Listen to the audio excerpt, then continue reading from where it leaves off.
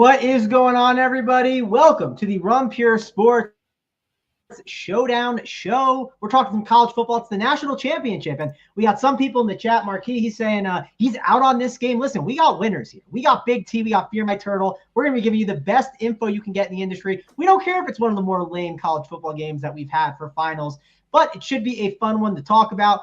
Let me bring in my guy first, Big T. How is it going over there for you, and how are you feeling about this game?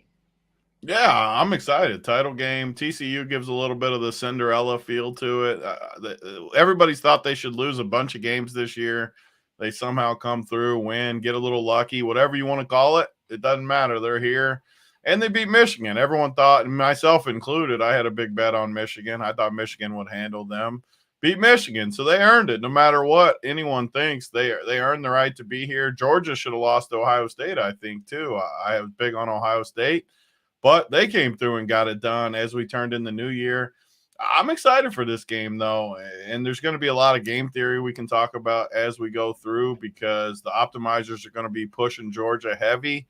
What do we do with that? How do we get different, especially if we like Georgia, which I do like Georgia. I'll be interested to hear what you guys think. And I'm happy to have my guy Turtle on here, too. The guy that takes our money every week.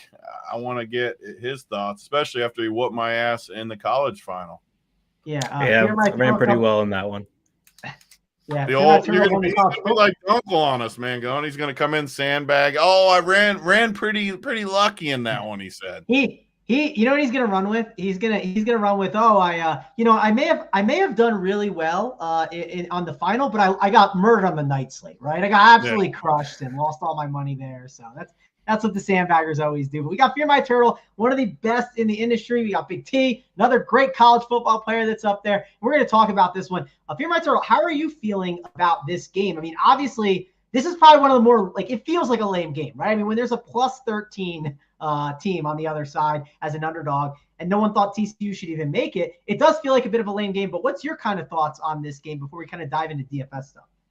Yeah, TCU hasn't played many lame games this year. So, even though they're big dogs, they make things really interesting just because of the way they play. And actually, it's a pretty good matchup for DFS showdown-wise, having these big GPPs. Both teams are going to run 8 to 10 receivers that'll run routes, and both teams could run 2 to 4 running backs. So we have a lot of options to play with. And to me, it would be a lame game if we had 2 concentrated offenses going against each other. But here we have a lot of options, and we kind of think it and just ride some takes. So I'm pretty excited from that perspective. I feel good about Georgia moving the ball. It's just what can TCU do? And that's really the big question and kind of how you attack this.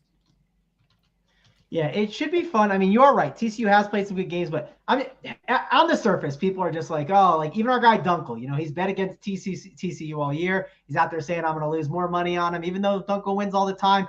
He'll obviously have a college football core up for you guys in the Discord chat. You guys could also please hit that subscribe to the channel. Helps us out a ton. Also, listen, I'm not as good as you guys at college football, but I do feel good about this one because it feels a lot like last year. And I had some success last year in the final. I played some Bowers in the captain, and it wasn't looking good. And then, boom, kind of came back and had a pretty nice ending to my night and had a really nice finish. So hoping to do that again. And I'm kind of like Big T. We see the optimizers pushing a lot of these Georgia guys today. I think playing some TCU guys is really interesting. So, Turtle, let's go to you. I didn't say I was interested in playing TCU, just to clear the record. I said we got to find some ways to be different. Okay, well, we'll have to see. I mean, I want to talk it out with you guys, though, because I'm curious. And, Turtle, you built projections, right? Me and Big T aren't building projections. We're more so looking at game theory, stuff like that. I want to get your thoughts on this because, Georgia is being pounded today in the optimizer, right? I mean, it's going to be 4-2, 5-1s. You're going to see all those builds, right? And it's mainly going to be Max Duggan for TCU or Quentin Johnson. It's that's pretty much it. That's what I've noticed so far. What's your overall thoughts here on everyone playing Georgia? How are we going to get different? Before we actually dive into the plays, what's your kind of takeaways on what Big T's saying? He says we're going to find other ways to get different, but Georgia 4-2 and 5-1 is just going to be so popular today. Yeah, there's still options. You can run those 5-1s and 4-2s and get a bit different. TCU, obviously, Quentin Johnston's their main weapon out wide, and kind of outside receivers have more success against Georgia typically, but it'll be interesting to see what they do. Quentin Johnston's the clear elite receiver they have, so they could certainly bracket coverages his way and make other people beat them. they really couldn't do that against Ohio State because they have like multiple elite receivers. So that'll be kind of interesting how Georgia handles them. And then like even some of the slot guys for TCU, they'll run deeper routes, like Tay Barber. Like he's not just like a 5-yard across the middle kind of guy. Like he has a like average like 8 out of like in the mid-teens, I believe. So like he's getting out there running the seam. So there's some ways to kind of be different. Then you have like Darius Davis for TCU, can like be kind of a game breaker type. All it really takes is one good touch from him. He hasn't done much lately, but he could explode at any time. So like there's ways to play these other receivers. And then like someone like a Savion Williams, who's outside opposite of Quentin Johnston, like he hasn't done anything for a while. But if they're going to bracket Quentin Johnston, shut down the run, and force targets his way, like he's pretty cheap. He could get there with a couple of nice catches. So there's ways we can get different, but it's not comfortable. Yeah, Big T, before we kind of dive into the plays, right, and talking like we'll go captain first, we'll talk about the flex options and how to handle it. Talk about like how I guess you're building your lineups, right? Because again, we got to find ways to be different. One thing I looked at was I was like, hey, some of these build with Quentin Johnston, who's going to be in the captain. I found some interesting routes with that. Maybe Max Duggan in the captain could be a way to make it a little bit different, but what's your kind of overall takeaway on how you're handling this showdown slate from a construction perspective? Yeah, I think you guys started things out really good just because everyone's going to play a Georgia guy in the captain for the most part. Everyone's going to be Georgia heavy. And if you play TCU, mainly it's going to be Duggan and Quentin. I mean, without a doubt, those are just the builds that everyone's going to land on. So basically anything else from TCU is at least somewhat under the radar. I mean, and then another elephant in the room too with TCU. You got the Kendry Miller situation, a busted up ankle, I think, or whatever it is. He looked terrible after he tried to come back in the game, I think, for a play or two. Didn't look good. It's only been a week off. And his price tag. I mean, they make him to where you just can't even play him. So you can throw him out. Even if he doesn't play, it doesn't even really matter to me. You can't play him at that price. DeMarcado, I mean, he's even expensive. So people aren't going to play these guys. So a lot of the guys Turtle was talking about, you can get different with. And we saw it last year with our boy friggin' Hofbrau, who plays the shittiest dude ever from Alabama and ends up winning $200K or whatever because, what's his name, Latu or something, the tight end? I mean, the dude just freaking nukes the slate. It's guys like that win these college showdowns. Everyone can go in and play Dugan and Quentin. On Georgia, the good part about Georgia, you can play basically all these guys, the 3 running backs, the receivers, the tight end, Stetson, obviously. All of Georgia's in play. I mean, everyone's going to agree on that. No matter what show you watch today, no matter what projections, all of those guys are in play. So what do we do to separate ourselves? For me, I think Georgia blows them out tonight.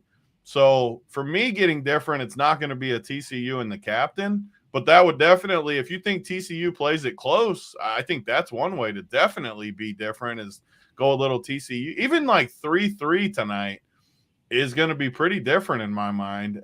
And I don't think I want to do that personally, but you could. There's lots of ways. That's what's fun about showdown slates. You can do so many different things to get to the same point. Tay Barber, we've seen tons of big plays from him, like Turtle said, where does he have a high floor? Is he a good cash play? Basically never. Hey, tons of games he gets you 7 points or something. But if they focus the D roll coverage to Quentin's side, this guy can house him. And when he does, that's a slate breaker. So lots of ways to get different. One of my ways, though, is not going to be putting a TCU in the – I just can't do it. I think Georgia blows this team out. So I will say the counter to that is that if TCU gets like one guy with concentrated production and Georgia spread out, like I could make a Quentin Johnston captain lineup with 5 Georgia. Like you're just betting that like TCU is not going to score touchdowns, but he gets 6 for 130. And Georgia spreads out everything across the 3 running backs and receivers. So, I mean, it's a slate to kind of do. You can do some weird things like that you wouldn't traditionally do in showdown. Georgia could literally, I mean, you're right about that. Georgia could score 8 touchdowns from 8 dudes. It literally could happen. No doubt. Tony, they're going to be trailing all game. I think to just say you're not going to play TCU in the captain is wrong. I think you have to consider it a little bit. I don't think they're going to score is the problem. You don't think they're going to put up any points. You really need to put up. I think they're going to score a little. I don't think they're going to get in the 20s or anything, though. Yeah, Turtle. Before we get into captains and stuff, because we talked a little bit about where do you think the script's going to be? Do you think it's like Georgia houses them easily? Because obviously, when you do showdown, kind of building in that way is important. What do you think the script's going to be? Yeah, I would expect Georgia to play from ahead. I will say TCU is one of those teams where they have one of the highest like explosive play rate in college football, but they don't have a good success rate, meaning they're going to have a lot of 3 and outs and then a few of these like 3-play 80-yard drives mixed in traditionally. So like it just depends if they hit one of those plays early or not. Like I'm not expecting that. I think they're just going to get owned on the line of scrimmage a bit, but TCU's ran on pretty much anyone they played this year, even last week against Michigan with DeMarcado. So I think we're going to know pretty early based on the first couple of TCU drives, like based on how heavy they lean on the run, if they have any success, like kind of how the game's going to go. But going in, I definitely expect Georgia to just kind of go up and down the field on them. Yeah, actually, here's another good one point. more important point, just as you guys get into it. I mean, Dugan, I think he's the decision point of the slate, actually. I know a quarterback, obviously, is the decision point, but you run these optimizers, so many people are just going to run him with all the Georgia guys. I don't know, like, obviously, quarterbacks, there's so many guys for Georgia that it's very likely that both quarterbacks end up in the winner. But if you do get a blowout, I think one way to get different that a lot of people won't is to not play Dugan. Play one of these receivers, play a running back, play a different way and not play him, which lets you get up to more of the Georgia guys. I don't know. I know everyone's going to play him. Like you look at the optimals, when you get in these high stakes things, he's going to be 90% owned, I bet, because everyone's just going to play him or Quentin or both with Georgia guys. So if I think Georgia blows them out, one way I think I can get different is just not playing him. No, yeah, that's definitely a way to do it. I mean, the 2 Georgia guys that are going to get pounded the most are Johnson and Dugan. If you're going to look for which one it's going to be one of those 2. You could make a case it could be Johnston if, for some reason. I'm worried with Turtle about him, too, just to throw it out there. Like, I don't know. Georgia's not going to let this dude beat him. He's their only guy. I mean, that's the problem with TCU is, like, it's easy to tell, like, who their guy is. Like, yeah, they're not going to just, like, leave him on an island and just, like, play straight up against everyone. Like, why would you do that? So I have some concerns on Quentin for sure this game. Like if you look like through his game logs, like it's not a guarantee every week. Like he had a lot of down. I know he was hurt towards the end of the year, but he's kind of boom or bust. And then like if they key on him and let other people beat him, like it's going to be those cheaper TCU receivers that kind of like are in the lineups that you want to have. Well, his downside is also like the dude does get hurt a lot, right? Like he's always limping around. He will fight and try to stay back in the game, but that is one downside where he could obviously get buried on. And he is someone that's going to be going to the draft too, but he's going to be out there trying for sure. Turtle, before we dive into the talk, we'll go position by position to break it down and talk about these options. But what's the injury news like, right? Let's at least discuss that because Miller, I know, has the questionable tag last I looked. And then I saw Washington's obviously dealing with an injury too. What's kind of some of your takeaways on how you're handling those 2 situations? And are there any other that I missed? I think it's pretty clear that neither of them are going to be full strength and fully effective. I kind of tend to think that both will dress. I think Darnell Washington will at least play some, but probably be limited. And I think Kendre Miller, if he sees the field, will be extremely limited. So I'm expecting Miller to not be that much of a factor at all. I wouldn't be surprised if he didn't even see the field. So those are the 2 major ones. Really with the Georgia tight end situation, Oscar Delp is the other tight end, and they play so much 12 personnel that I expect Delp to be on the field a lot. Not that he's necessarily going to see a lot of targets, but it's just he's probably 1K, and he's viable if Darnell Washington doesn't play. So I would make a rule if you're playing like 150, like max 1 Darnell Washington and Delp for sure.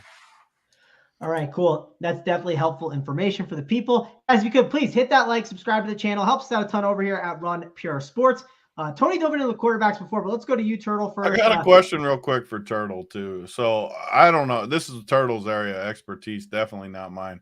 So when I look at all these sites, Roto Grinders, where you guys do the projections, the solver, all the our stuff, all the different sites around. I mean, you look at Kendre Miller, and on you guys, I see 11%. The solver, I see 15% or something.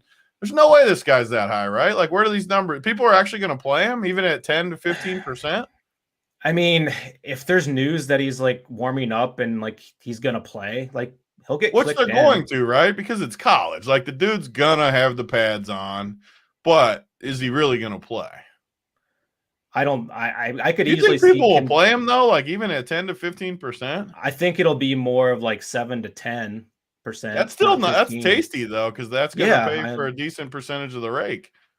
Yeah, and it'll also be interesting if he gets ruled out, like if people play DeMarcado, because like if people are not going to play DeMarcado, I might be interested in just like 20 carries, even if they're down by 20. Like he's going to get touches. So, and he looked good versus Michigan, honestly. Like he's looked good a few of the games to me. Yeah, so, yeah, for sure. So I don't want to play him at like 35% ownership in like a split backfield, but like if he's the solo guy and he's going to be under 20%, like that starts to interest me a little bit. I just don't think he can get to 35. He's got to be like 20 to that 20% range. He just has to be. People can't click it. You just can't get to him. I don't think.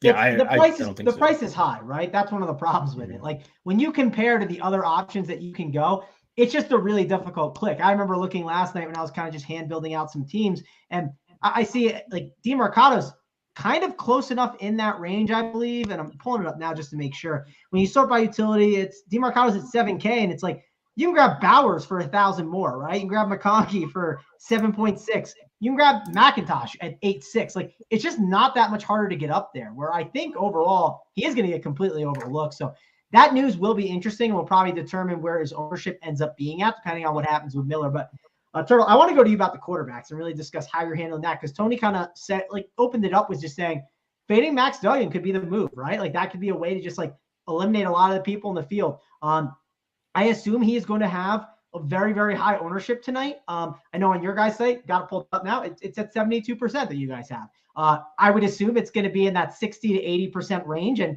let's say he's just not on the winning lineup. He's not optimal. You've eliminated a lot of the field. And those are sometimes routes in Showdown where you can get a huge edge just by eliminating one of the guys that's going to be very high on there.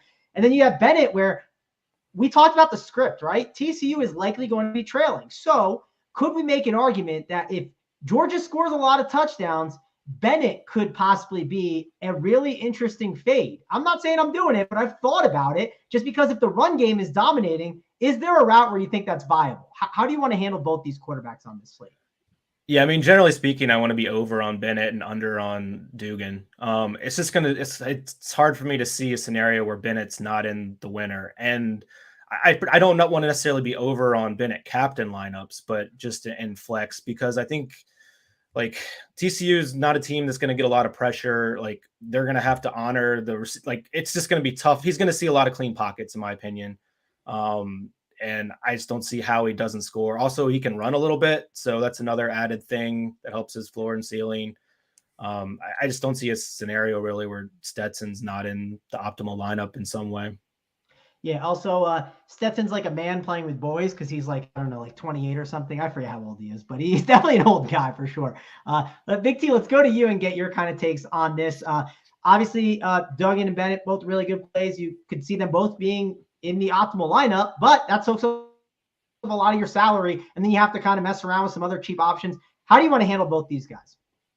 Yeah, I mean, everyone's going to play both of these guys, and honestly, you probably should if you're playing only a couple teams. But as we get into playing 20 and 150 and trying to win these big prizes tonight, 100K on DK, I'm sure a big number on FanDuel too, you got to do some different stuff. And if you think it could be a blowout, I mean, there's paths where this guy doesn't get there, Dugan. I mean, Stetson Bennett, I don't really see a way to not play him somewhere around the field, 80, 90%, 100%, somewhere in there. It's going to be really hard for him not to get there, because even if he gets 15 to 20, which is way under his projection, he's still, in my mind, got a decent chance to hit the winner in the utility. So I think it's a lot harder for him not to get there, but everyone's going to play him. These aren't the decision points that are really going to separate you tonight. If you fade Dugan, I think that's okay. But, I mean, he just is going to have the ball so much. He runs, he throws. I don't know. I can see why everyone's going to play him. I will go with Turtle, though, where I'll probably be over on Stetson. And over means maybe close to lock button, just because I don't see a path where he's not in there. It doesn't have to be captain. I'm not saying that by any means, but just on the rosters, definitely over on him, under on Dugan. I don't know my exact percentage of Dugan. Maybe I go 50% or something, which will be way under the field. I don't know. It's still likely that he's in there. And if you told me ownership doesn't matter, nothing matters, he would be on my team for sure. So tough decision. But again, I don't think quarterback's going to be where you win or lose the slate. More than likely, they're both going to be on the winner, and we got to do something different somewhere else. So I'll keep it simple at that position. Let's shift over to the running backs because there's definitely some interesting ones to talk about here. We already talked about DeMarcado. Obviously, we can touch on him again. I want to dive into McIntosh. He's obviously going to be someone that I think a lot of people are going to gravitate towards. It's the perfect script for him.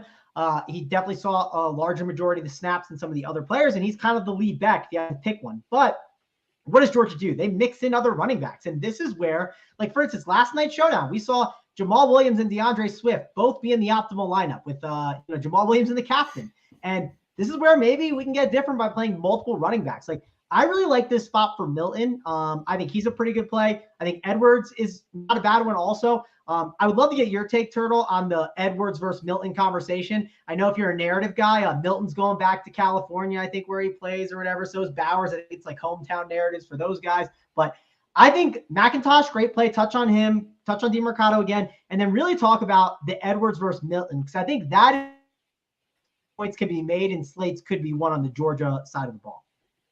Yeah, from the TCU perspective, like, I definitely want to be under the field, probably on the rush game. Like, Georgia is the best rush defense in the country. Like, I just don't see them having success here to the point where, like, someone like a 7K DeMarcado is going to be in the optimal lineup. But on the Georgia side, it's definitely much more interesting. You get that severe price discount with Milton down at 3K. I think he's going to be really popular. So Edwards is the one who might get, like, squeezed a bit in terms of ownership and come in a little bit lower, just because you see him on the field a lot more between the 20s, getting the lower value touches, and he doesn't do a ton in the passing game. So he's probably a tiny bit overpriced, whereas Milton's probably too cheap, considering that he has a number of touchdowns on the season. And then obviously McIntosh is just like, yeah, he's a really solid play, really involved in the passing game. So I'm in my 150. I'm definitely going to have at least one Georgia running back in every lineup for sure. And I'll probably max 3 between Stetson and the 3 running backs. I'm fine playing 3 of them in non-Stetson lineups. Yeah, I think that's a really good idea for sure. Because obviously they can just pound the rock with those guys. It's definitely going to be a big decision point. And I agree. Right now I see you guys have your ownership kind of close on the Edwards and Milton. I think you have Edwards over Milton. I think it could flip. I just think Milton, I noticed when I build out lineups, when you kind of play like the Bowers, McIntosh, or when you play like more the position players and then you jam in the quarterbacks with them, you kind of can land in that spot where it goes to either Milton or it goes to one of the kickers, which we'll obviously get the kickers because that's a whole different dynamic for college football than most of the time. Big T, we got Natisfy in the chat saying it's notepad season, so I'm sure you're taking down all the notes. What do you got here on the running back situation, though? Because obviously Georgia is going to be a pretty good spot to consider against TCU. Their defense isn't that special. Dunkel would be telling us how bad they are and how we can attack them. How do you want to handle the Georgia running back situation, and then how are you handling TCU as well? Yeah, I mean, McIntosh has looked like a stud all year long. And again, not to just totally game log watch because it doesn't matter that much tonight with the different situation. But you just kind of look at it. I mean, McIntosh has 4 straight games in the 20s, even with not that much work. Like last game, he only got 5 carries and he had 5 catches. The 3 games before that, 2 catches, each of those games, double-digit carries, but 4 straight monster games for the most part. I mean, if he gets over 20, that's huge. And what TCU's D they play, the 3-3-5, I think is what it is. They should, in theory, be able to run all over them. Michigan didn't run that good, but there was also a ton of weird plays in that Michigan game. They get down in the 1, run a trick play, all the different things. I don't know. They just never totally settled in. So wasn't fully convinced there. So McIntosh, I mean, I think it's clearly, and it's priced that way too, just by far the best play as far as running backs. And then you look at the other 2. Edwards is the one I just don't find myself liking that much. And maybe I do look at the game logs too much, but it's also watching the games. I just don't feel like – I feel like he's the 3rd best of the 3, and his price tag somewhere in the middle. Even DeMarcado, I think I would play over Edwards. Granted, they're not the same exact price, but they're both in that mid-range where I like the leverage of DeMarcado more. I think Milton's going to get a lot of traction as the day goes on, just because we need value. We need kickers. We need guys in the 2-3K range to be able to make these studs fit. So me personally, I like McIntosh the most, obviously, but after that, I think Milton would be my second favorite, DeMarcado, and then Edwards would be. I don't think I'll have much Edwards. If he's really 30%, I think I'll definitely be lower on him. And like Turtle said, I think rules are key with all this stuff, and that's where people go astray with the optimizers. They'll just go in and they'll run their 150, and you could have the best projections in the world. I think Turtle has some of the best projections out there. But if you just go and run 150 tonight, I can almost guarantee you're going to lose money putting it in that tournament. You got to set some rules. You got to take some stands. Maybe it's you play one running, and I'm not saying this is what I'm going to do. I'm just using it as an example. One running back per team, two receiver, just anything to group you in a certain parameter based on how you think the game's going to go. And with TCU's defense the way it is, I could see me personally wanting two of these running backs, and I'm talking just Georgia. So McIntosh, Edwards, Milton. The good part about playing two of them, too, is it's good in all game scripts. If the game stays close, you're good. If it blows out, you're even more good because they're going to run the ball more. So I like that rule. You can even do all three if you're fading Stetson, which I won't do much, but just say there is a path where they get in this 3-3-5D, and they just sit back and let them run all night, and they just run all over them. I mean, that could be a path to victory, too. So I like the Georgia guys. Edwards would definitely be my third. I think I'm higher on DeMarcado than Turtle was, though, would be. I know it's tough to run, but I just have a feeling Georgia is going to give up those runs to shut everything else down. Here, pick up 5 a pop. You're not going to march down. Eventually, you're going to make a mistake and turn something over to us. I feel like he could grind me out like 15 points tonight, which doesn't sound like all that great for 7K. But I don't know. I think they're going to get killed, and maybe he gets a touchdown too. So I actually like him a decent amount just because I don't think people are going to play him. And I don't know who's these other guys from TCU. Is this Bailey? I've seen he got some work during the year, but does he have any chance at stealing some carries at 2,200? If Kendre's out, I think he'll get a piece. So basically, if Kendre's out, we'll probably take maybe 60% of the current work we have to Kendre and move it to Bailey, and then like the other 40% to DeMarcado. So I think DeMarcado could project for like 14 or 15 points if Kendre Miller's out. And like, yeah, I mean, it's a volume game. In a game where not a lot of people are seeing volume, like I think he would be one of them. So that's definitely possible. It's just like the price tag is going to make people like not want to do that. So yeah, here's another question. So I'll do a couple questions here on running back that I have based on the conversation I've been hearing. So who's the pass catching guy between DeMarcado and Bailey, right? If Miller's out, which guy's the pass catching guy? Also want to touch on how low do you think Edwards' percentage can go if it gets squeezed? And how do you handle McIntosh and captain versus some of these other options? Because I think he's one of those captain spots that is going to be kind of more popular on this slate. Yeah, asking me or Turtle? Turtle, sorry. Yeah, my fault. All right, so that last question, I think McIntosh is an interesting captain because he's involved in the pass game. So you could play like McIntosh captain, then play like Stetson and Bowers in that lineup and just not play the other running backs and just hope like it's a fairly close game and they want him in most of the time. So, I mean, that would probably like he's fine as captain. I do think he's ran a little bit well for those like 4 20+ games in a row. Because he doesn't have the biggest workload, but he's a pretty dynamic player. What's the workload breakdown on like the last several weeks between the three? So the carries have been relatively close between McIntosh and Edwards, and like Milton's a distant third, but it seems like Milton's getting more opportunities to score touchdowns. So that's kind of why our ownership and projections favor Edwards, just because of the way the numbers work out. It's kind of saying like Milton's running good on touchdowns, Edwards is running really bad. And their expectation is kind of flipped from what we've been seeing recently. So that's one angle you could attack. However, like just from like Tony said, watching the games, it seems like Edwards is more of like between the 20 kind of guy.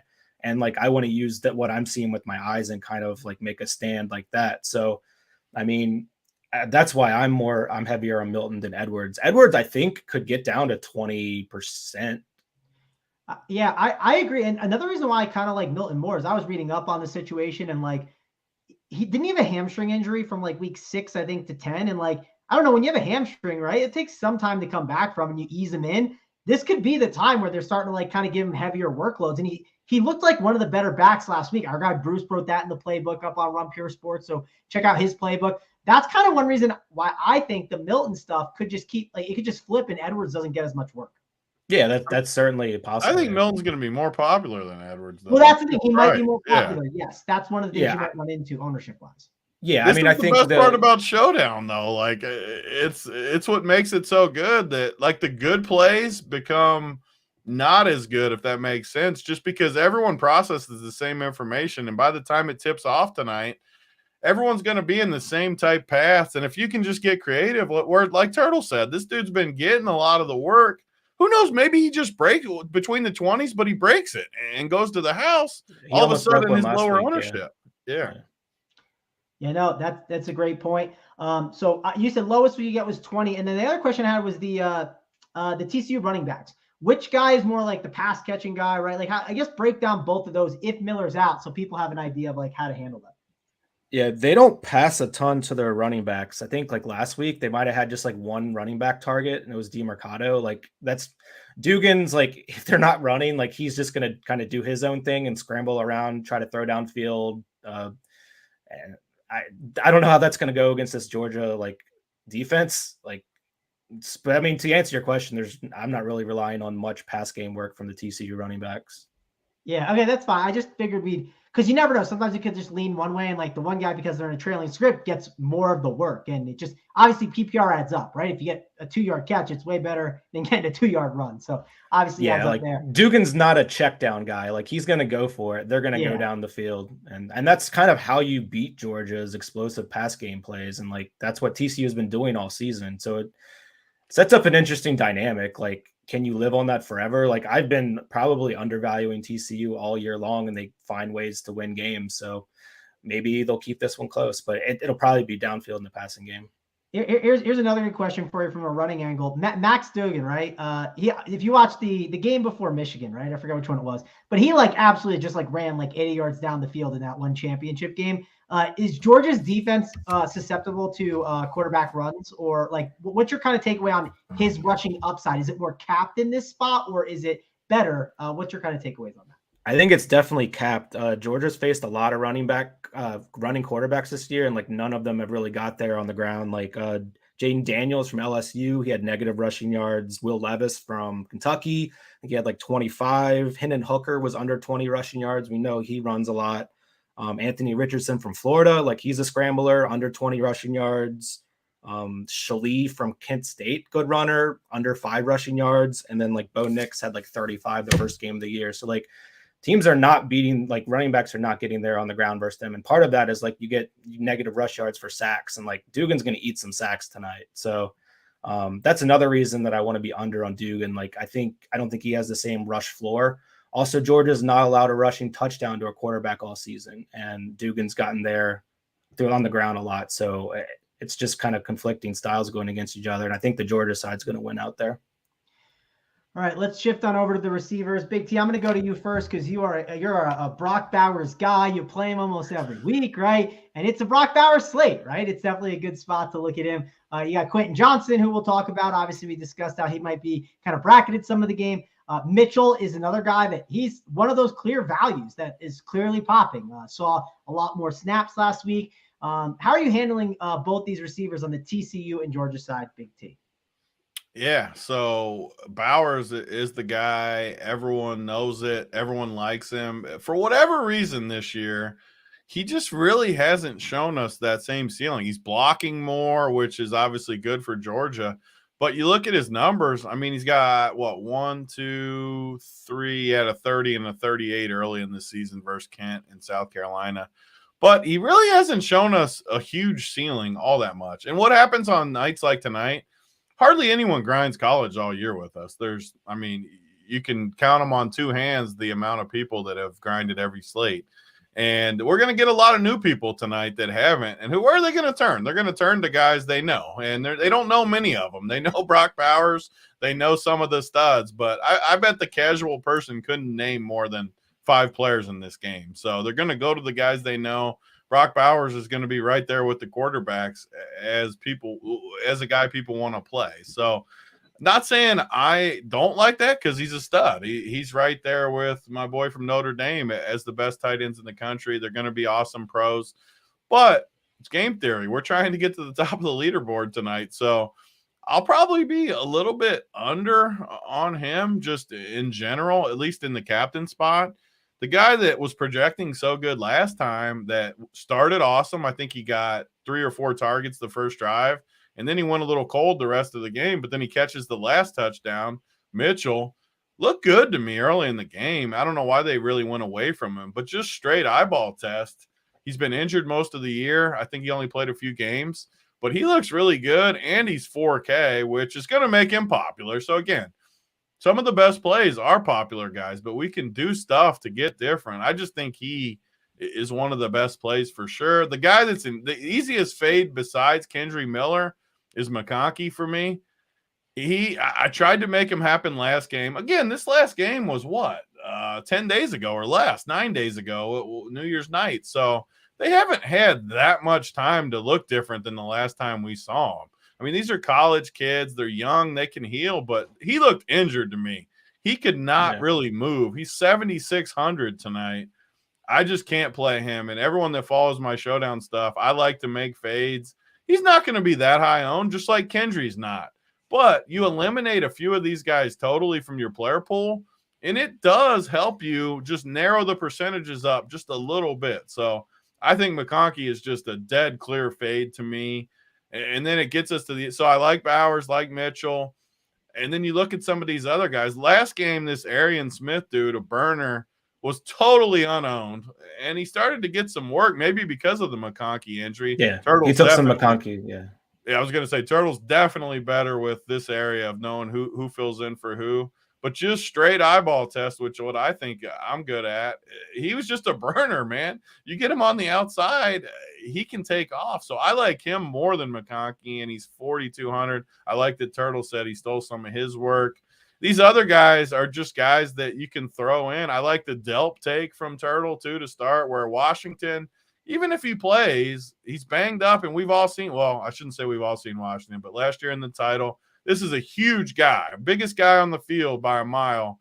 And if he's limited with, like, his feet, his ankle, I think it is, or whatever the injury is, that's his ankle, right, Turtle, or no? I think so, yeah. It's definitely a mobility injury, yeah. Yeah, and if you're that big, I can say it because I'm a big dude myself. If my feet are hurt, it's just going to be hard for him. And he doesn't have that much upside anyway. So I like the Delp call at 1K. Does a lot for your salary. Oh, you can take stabs with all these guys, though, because Georgia spreads it around. And honestly, anybody that's going to be on the field can help you win a slate tonight because everyone's going to play the studs, like we already said. Everyone's going to play the quarterbacks, and when these guys get there, you're going to have to take chances with some of these guys. So Georgia side, I think that covers it pretty good. And then TCU, I'm going to be lower for sure on the field than Quentin. He is a stud, though, so I won't full fade him or anything because I'm pretty sure he's the number one receiver in the country or close to it. The dude's an absolute stud, so he can do it. I think they're going to double him. I think they're really going to focus on him, just like we talked about earlier in the show. But he's still a stud, and this is college football, so he could easily nuke the slate. And I want some – if he's going to truly be like 40, 50%, I'll probably have 30% or so, just a little bit below the field. The rest of these guys is where it gets interesting. Tay Barber's always been good for us at Run Pure. Every once in a while he pops off for a bomb. I think he's the guy I have the most interest in just because of the big playability. I want someone on the other side of the field that when they're focused on Quentin can house one for me. And I know for a fact he can. I've seen it happen for 2 years now. And I just think he's a stud and he's going to be 10% owned. So I like him. The rest of these guys, I'm so on. Maybe you guys have some takes, but I think Wiley, is he the tight end? Wiley? Yeah. Yeah, Right, Turtle? he's also a very large human, not as big Yeah, as I was going to say Washington, that's though. what I remember about him. A big boy. I think he could be the guy that like catches a touchdown or something cheap. You got to throw all these cheap guys in the same bucket when you're building these teams. I think I'd put him behind Tay Barber in that cheap range, but the TCU side's hard. These guys aren't going to be played outside of Dugan and Quentin. You're going to get every other TCU guy under 20% owned, I think. Maybe the running back gets a little higher than that. But for the most part, if you can find one of these guys you like, just go in and go overweight on them, and that's your edge tonight, in my opinion.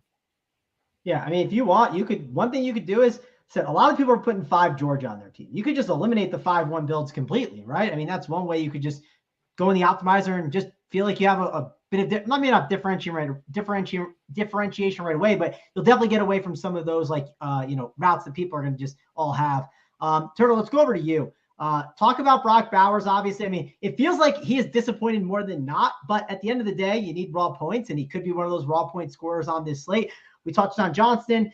Mitchell is obviously going to be a really good value play, and he's going to get steamed up, kind of like Milton in a way, like definitely more than Milton, but I do think he's going to be an option that a lot of people gravitate towards. Talk about Barber, Davis, all these guys, and some of these cheap ones. Maybe there's like a gem or two. Like I'm looking at your guys' projections over at Roto Grinders right now. I mean, all these guys are projected for like 2 or 3 or 4, right? These are all guys you can just throw in there. Are there any that really stick out to you that could be a nice edge today? Yeah, so I think receiver is definitely where we're going to differentiate and where the slate's going to be won. So, and I have some fairly strong takes. I'm usually not like a matchups or cornerback matchups guy at all, but it's a showdown. We kind of have to go a layer deeper. So TCU has 2 close to shutdown corners out wide, and they've been getting absolutely lit up over the middle pretty much all season. So these cornerbacks, like they're allowing like 35% catch rates and like less than 2 catches per game out wide. So that tells me that like the middle is going to be wide open, and that's Brock Bowers time for me.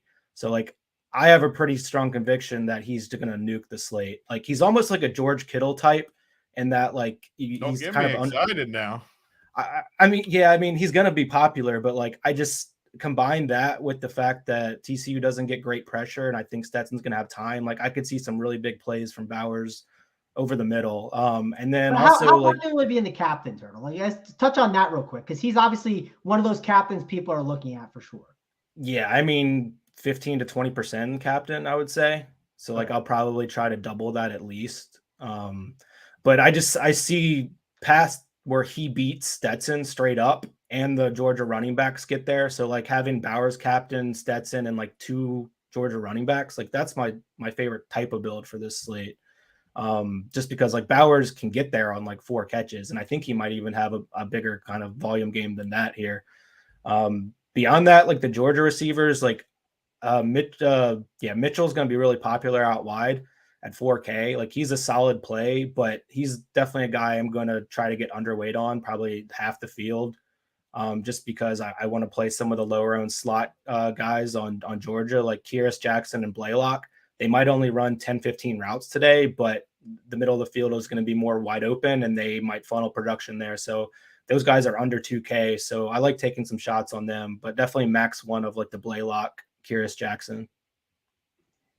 Yeah, I think that's a really good rule to set in there. One other rule I think you could go with, Turtle, which I don't think is bad, is like, could you go Brock Bowers captain and just like not play any Georgia receivers with it, right? I think that could work, and then include the run game. I think it's a route that you could go with. Is that a rule that you could consider? Well, you're probably not going to set that rule, but it's definitely a unique build that you could hand build for sure.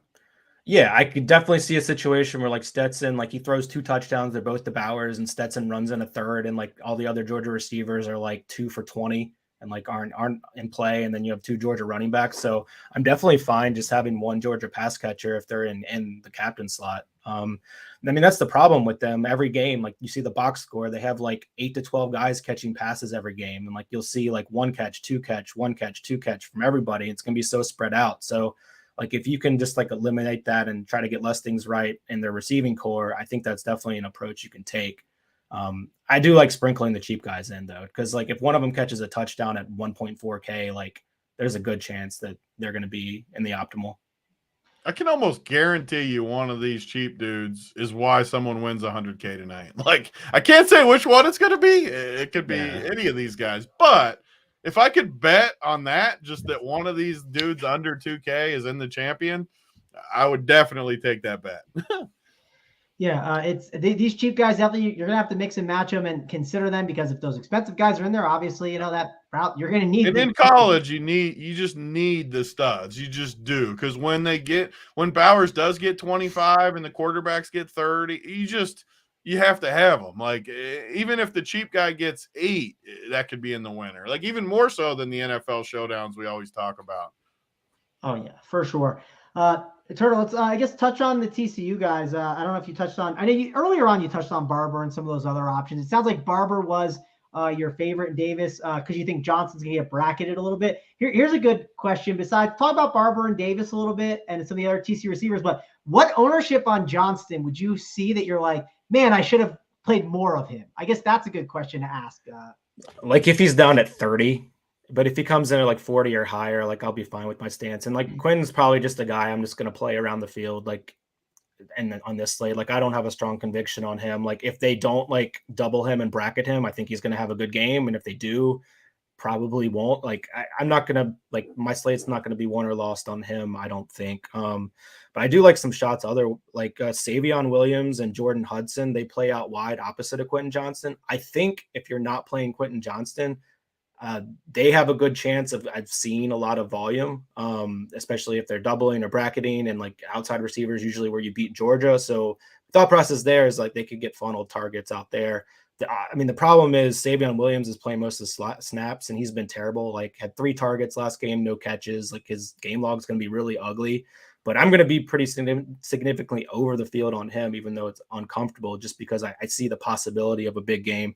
And Jordan Hudson's his backup. He runs like he'll play maybe 15 or 20 snaps, maybe run 10 routes, but he's a 4-star recruit. Like he's the next guy. It's kind of going to take over for Quentin Johnston when he leaves next year. So Jordan Hudson's definitely like one of those GPP darts I like for TCU. All right, good stuff there. We got 81 likes and 350 watches. So guys, pound that like button. Maybe Big T will give you a nice little gem at the end. He's going to have to be impressed though. That's not enough. 81's not enough likes to impress Big T. I'll tell you that right now.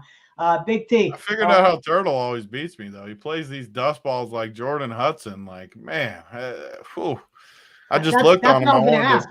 When Turtle talked about those receivers, what stuck out to you here? Me? Yeah. Man, those guys. That's where like. This is where I wish I was more like matchup based, because man, I struggle with TCU in general. I just feel like they get blown out. But so where does Tay play? Like, you don't think Tay's got a good matchup compared to those guys? He plays in the slot most of the time, and Georgia's done pretty well against slots and interior receivers. However, like I mentioned earlier, Barber runs deeper routes and like can play out wide some. Like I think he's a guy that I like more so than like Darius Davis. Like he just might get swallowed up and against that defense. Like I think Darius Davis has a better chance to like score a touchdown on a return or something than as a receiver. Maybe a trick play, but like I don't see him like doing much as a straight up receiver here. But yeah, who knows really? But like, yeah, Barber I think can get downfield at least. Like this is a different team. I mean, they're more aggressive downfield than most. So I don't want to like say I'm not going to play slot receivers because they're good against the slot. But do you think Wiley will be needed to block a lot in this game just to protect enough? He might. And one of the interesting things is the good slot games against Georgia have been like bigger receivers, and Wiley definitely fits that. So I'll be playing some of him, but I mean, they're going to need options for Dugan. Like Dugan's mobility, like if they keep Wiley in to block, and like, I mean, they're just kind of conceding at that point a little bit. They need to be aggressive and see if it works. I think Wiley's going to run plenty of routes, I guess. Yeah, I mean, he's a really cheap value too, right? And he's going to be way less owned than someone like Milton in a very similar range. I don't know if did you talk about Rosemary? I can never say his name. Rosemary Jackson or whatever. Did you talk about him too much, Turtle? I know he's projecting pretty well on your end. I think he's like a big play guy, right? Do you have any interest in him, or is he going to be that kind of like cheaper popular guy that could kind of like dud more in that cheap range? Yeah, well, he kind of lost a bit of a big role reduction with Mitchell coming back out wide. So instead of like having one side of the field playing a good chunk of snaps, like he only played like 13 snaps last week and was rotated in that like bunch with McConkey, Arian Smith, and Dylan Bell. Like all 4 of them kind of rotated a bit. So if McConkey's healthier, like he could get squeezed out even more. So he's a guy who's going to be rotated in. Like they play so many receivers and has a few touchdown catches on the year. It's just his role is less than what it was earlier in the season. Okay, good thoughts there on that.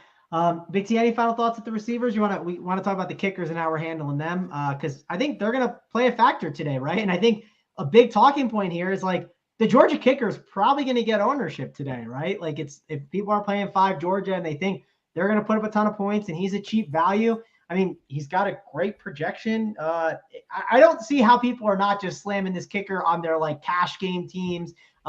Big T, what are you doing with the kickers here in this spot?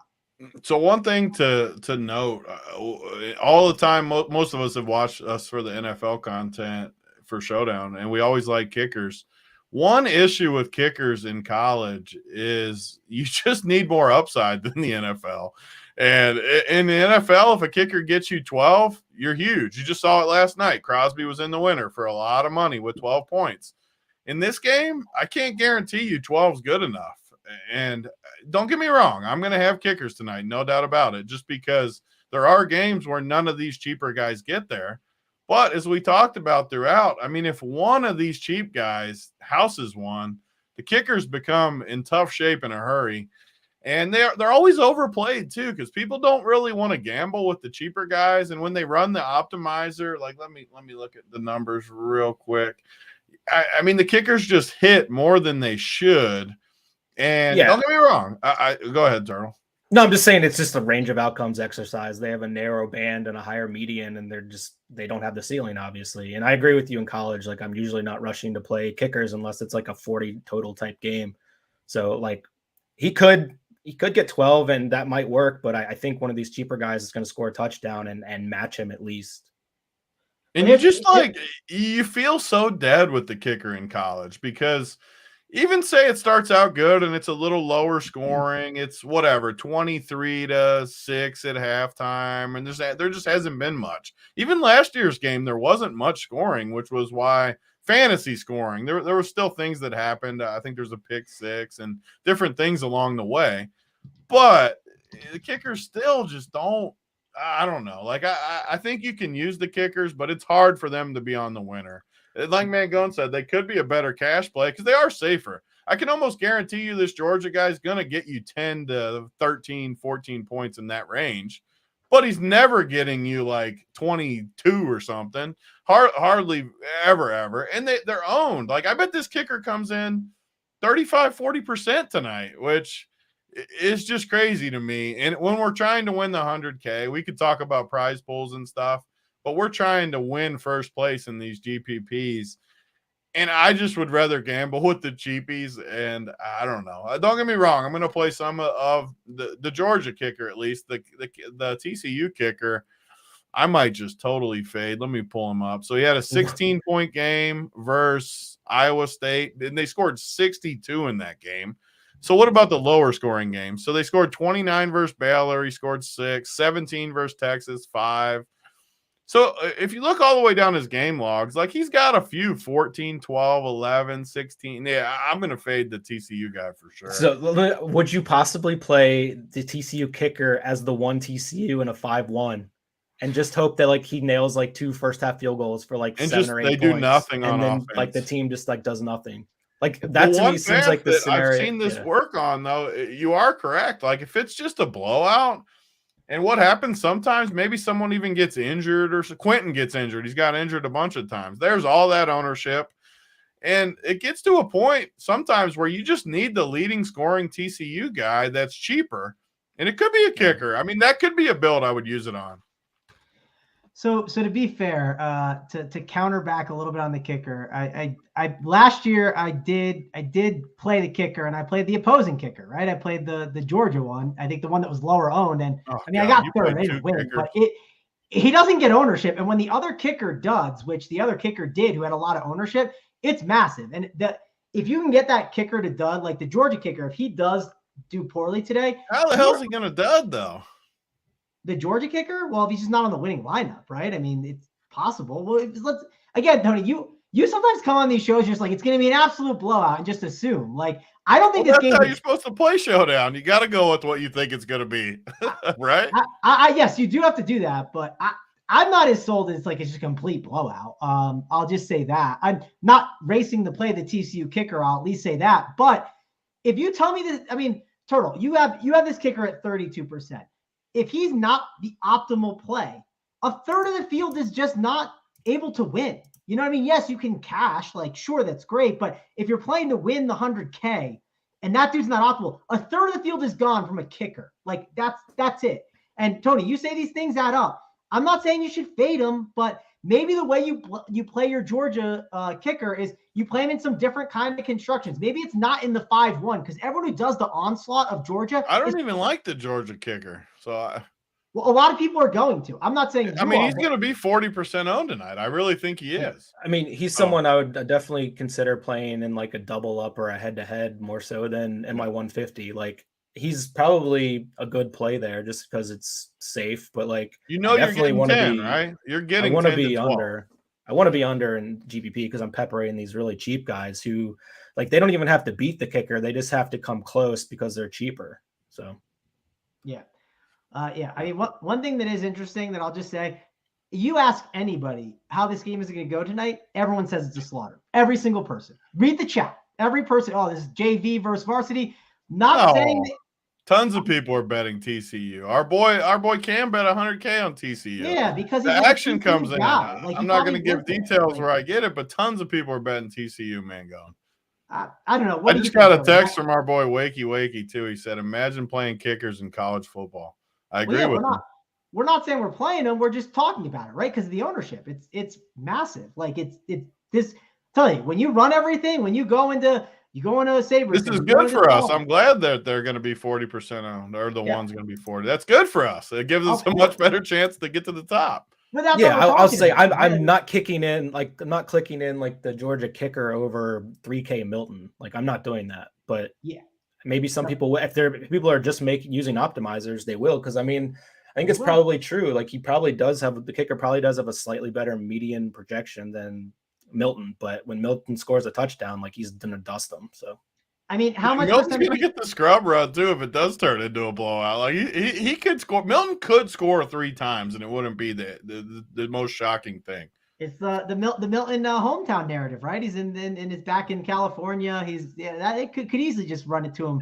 And then if it gets really out of hand, we have a 4th Georgia running back we need to worry about. So fire up your Branson Robinson lineups. Is he 1K? I'm not sure, but let me check. Now you have me curious. Yeah, he's 1K flat, but like, he'll get some back end run if they're up like 4 touchdowns. Yeah. All right. Well, I don't know if you guys got any final thoughts of things we want to discuss here. Big T, do you have any like final thoughts here on the slate? Maybe talk about captains. Maybe ask Turtle if he's got anything else. What's some takeaways here? Just one other thing that I wanted to cover real quick because we always neglect. But FanDuel tonight has big contests too, and it's weird because if you run the optimizers on both FanDuel, you actually get a lot more TCU. So I'm interested in Turtle's thoughts because he's better with the numbers with stuff, but I'm guessing it's just price point plays where I'm looking at the prices. Stetson 16K, Dugan 15, McIntosh 14, Bowers 12. It's pricing, Tony. I built it last night, so I can touch on it, and then Turtle, you can dive in because I noticed it for sure. If you plug in, right, like if you start with Bennett, Duggan, and McIntosh, right, you're left at 7,500 for your last 2 teams. Here are the guys that are, first of all, the minimum is 6K. So you have just a lot of these like throwaway guys. And then, like, for instance, like Rosemead Jackson, he's 8K. Milton is 8.5. Edwards is 9K. You got Davis down at 7.5. Wiley at 7K. Like, it's a bunch of those guys in those range. So that would be kind of like the reason for that build. But if you decide to get rid of one of Bennett, Duggan, or McIntosh, then you're able to grab 2 of Bowers, Johnston, McConkey, like some of these other guys, Mitchell, and like you don't have to just live with like 2 absolute crappers and 3 studs. So that's kind of what I noticed when I was hand building. Turtle, you obviously build out the projections. You look at this as well. What's some of the things that you noticed on FanDuel? Yeah, I haven't spent too much time on FanDuel yet, but yeah, I think the pricing, there's not as much of a difference between the cheap Georgia guys and the expensive ones as like there is in DK. Like you're going from like 10K down to like 1.1. FanDuel, obviously the pricing is much different, so you're not getting that separation. So like more TCU guys in the mid range are probably viable there. I think that's kind of what you went through there. So there's probably is a good chance you're going to be playing a lot more TCU on FanDuel, but. Yeah, DeMarcado like at 10K, that's a pretty good play on FanDuel, I think. Yeah, DeMarcado at 10K definitely seems good. I think Johnston being like a lot lower is nice, at least at 11.5. That's another thing that I noticed. And how I guess Turtle, I'll ask you this: what do you do with the MVP slot? Obviously, I know Tony likes the MVP slot a lot more than others because like you can easily get really different with that spot. And you can make the case that maybe Bennett finds a way to not get there because you got like the running game. It's even better in college, Mangone, because like, my God, all these Georgia guys could get 3 touchdowns and beat him. And yeah, obviously it's not as likely, but these quarterbacks come in so freaking high at the MVP where you just get a great opportunity in tournaments. I mean, especially on FanDuel, you're going to have to like mix it around. So I definitely agree with that. Just, I'll be way under on the quarterbacks and just like jamming all the other guys. Like the question really is like, how far do you go down with your MVP spot? Like, I think you could probably go down to even like Milton at 8,500. Like we just saw it last year. Turtle Hofbrau won with the freaking crappy tight end on FanDuel in the MVP. He won 100K or whatever it was because of it. Which is lower scoring game, to be fair, but yeah. Still though, it just shows that you can do it to get to the top. Like, I know it was a rarity, but still, I mean, anything can happen. You can play. I mean, Milton could easily score 3 times. Do we think it's likely? Probably not. But if he scores 3 times and you win 100K, it's worth it for your $9 or whatever you freaking put in there. Yeah, and I think what you can do on FanDuel is get an advantage in those kind of lineups. So if you're playing like the tight end captain, like the receivers aren't going to go off, because if the receivers go off too, that means Bryce Young's probably going to be the captain. So you can like make rules like that to like limit your exposure and like make rules that make sense with your lineup. So you're making these these weird MVP lineups that are actually smartly put together and actually has paths to being winners, and not just like giving up your good call by having this captain by including other receivers that would drag up a quarterback. So some interesting things on FanDuel you can do for sure. Yeah, definitely going to be interesting. Obviously, you could scoop the whole bag. We saw Hofbrau do it last year, so congrats to him again for that. Let's see if he can repeat. It's going to be big prize pools. We got 50K up top on FanDuel. Got Hofbrau's getting his ass whooped tonight. I asked him to come on with us too. He said he was too busy for us. Turtle came on. We're whooping his ass tonight. I'm going, Hofbrau, I know you're out there watching. We're whooping your ass tonight. Yeah, no Arian Smith captain lineups for you, buddy. Well, we'll be looking to whoop people tonight. I'm looking to whoop Turtle because he scooped me in the head-to-head streak. So, you're going to scoop him in that $20 head-to-head he came for you in. I'll make sure I have a kicker in that lineup. Maybe I'm gonna double kicker you. I'm gonna just double down. God, I might scoop Mangone too if he's put 2 kickers in. No, not playing 2 kickers in my showdown lineup. There's a chance I'm maybe playing 1, but we will see how it all shakes out. Tony, final thoughts on everything? Yeah, I think there's ads on FanDuel to play 4 Georgia, 1 TCU if people are really playing TCU guys. I would start with Bennett, Bowers, McIntosh, just as you still got 9K for your last 2 spots, and that means fading Dugan. But like I said on DK, maybe it's FanDuel I fade Dugan instead of DK, just with that opportunity. But tonight, I love Georgia. I bet Georgia big. I'm going to keep pounding Georgia. I think they roll. I'm going to try to build showdowns based on them rolling. I think it gets really ugly, too. I think it could be 40-point game or something. I think they really, really pound them. So back to reality for TCU tonight. Well, I'll tell you this, Tony. If it's a 40-point pounding, I don't know if I'll be on playback as long because that'll be Dan, talk about that real quick, though, since we're doing that tonight. Yeah, we're doing playback tonight. I'll be watching the National Championship game with you guys. We'll have people hopping on throughout the show. Big T. Maybe Turtle will come on at some point and talk about that little $20 head-to-head, maybe down the stretch. Yeah, it's going to be all my focus this afternoon. The best head-to-head lineup. I hope so, Turtle. I don't want to see you shipping everything. I want to see you, battling the head-to-head streets, building with your hands like a man. I know where I came from. That's But yeah, we're doing the playback, so be sure to check that out. You do not have to be a Run Pure Sports member to be able to do that. You just have to be able to have cable TV. So I think most of you have it. The illegal stream people, pony up and like spend some money, right? Like, I mean, come on, what are we doing here? So sure to check that out. We'll be tweeting that out. Again, you don't have to be a member to do that. Turtle, tell the people where they can find all your stuff. It's obviously at Roto Grinders. You do a ton of projections and stuff like that. Talk up all the stuff that you got going on over there. Yeah, I think we cover the niche stuff pretty well in college sports. Work with PSU fans too on college football product projections. It's been a fun year. Yeah, one last go at it tonight. But yeah, you can check our stuff out at rotogrinders.com.